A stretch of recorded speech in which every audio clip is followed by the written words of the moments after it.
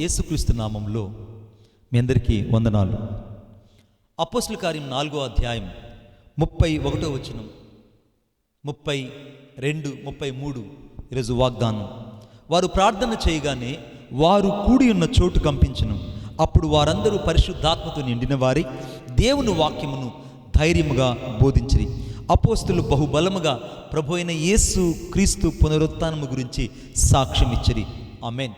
Christmas Evans అనేటువంటి గొప్ప దైవజనుడు ఒకరోజు తన జీవితంలో డైరీలో తన అనుభవాన్ని ఇలాగ రాసుకున్నాడట.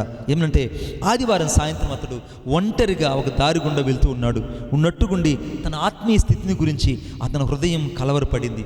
గుర్రాన్ని వెంటనే ఆపి ఒక చెట్టుకు కట్టేసి ఆ చుట్టుపక్కల అశాంతిగా అటు ఇటు తాను తిరుగుతూ ఉన్నాడు.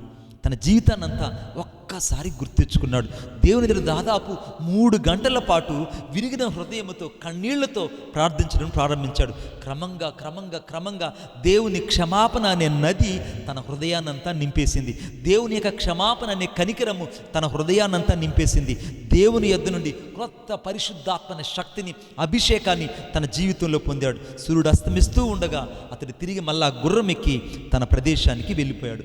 ఆ తరువాత రోజు ఒక మైదానంలో పడుకున్నటువంటి గొప్ప మైదానంలో కూడుకున్నారు గొప్ప జనసమూహం. వారి మధ్యలోకి ఈ యొక్క ఇవాన్స్ అనేటువంటి దైవజనుడు వెళ్ళి ప్రసంగించినప్పుడు గొప్ప ఉద్యమం బయలుదేరింది. ఆ ప్రదేశం అంతా పరిశుద్ధాత్మని అగ్ని జ్వాలల చేత మండించబడింది.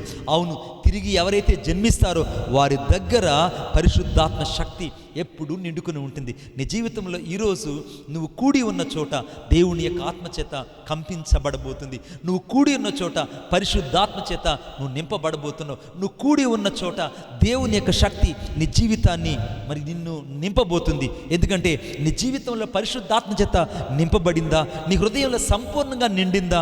ఆయన నీ మీదకు దిగి వచ్చాడా? నీ రక్షణ యొక్క వెలుగులో కనిపించేలా నువ్వు నీ జీవితంలో యేసు రాజ్యం వెళుతున్నాడో లేదో ఒకసారి ఆలోచించుడు.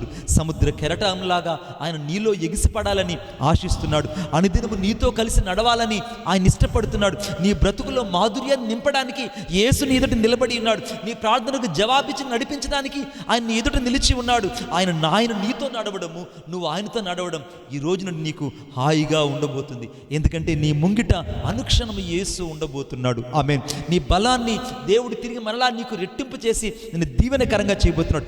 ఏది నీకు అసాధ్యము కాదు అన్నాడు అది నీకు అసాధ్యం చేయబోతున్నాడు. ఎందుకంటే నీ కళ్ళల్లో ఉన్నటువంటి ప్రతి విధమైనటువంటి కన్నీరును నా యేసు తుడిచివేయబోతున్నాడు. ఆమేన్. నా దేవుడు నీ జీవితంలో అద్భుతాన్ని చేయబోతున్నాడు. నువ్వు ఎక్కడ కూడి ఉన్నావో, ఏ స్థలంలో నువ్వు కూడి ఉన్నావో ఆ స్థలం ఈరోజు కంపించబోతున్నది. ఆమేన్. నువ్వు కూడి ఉన్న స్థలములో, నువ్వు నిల్చున్న స్థలంలో దుఃఖం నీ కుటుంబంలో ఉంటే అది ఇప్పుడు కంపించబోతుంది. నీ పిల్లల మధ్యలో అసమాధానం ఉంటే నీ అసమాధానాన్ని దేవుడు కంపింపజేసి తీసివేయబోతున్నాడు. ఒకవేళ నీ జీవితంలో నీ శాంతి లేకుండా నువ్వు అలుముకుపోయి ఉంటే అక్కడ దేవుడు కంపింపచేసి తన పరిశుద్ధాత్మ తరంగాల ద్వారా దేవుడు నీకు దీవెన కలుగు చేయబోతున్నాడు. ఆమేన్. సముద్రంలో అలలు ఎప్పుడైతే ఎక్కువ అవుతాయో అప్పుడు అక్కడ ఆ సముద్రం అంతా తేటతెల్లమైపోతుంది. నీ జీవితంలో అలలానే ఉధృతిని నువ్వు చూసి ఓర్వలేకపోతున్నట్టు నీ యొక్క ఆత్మీయ జీవితం అనిపించవచ్చు.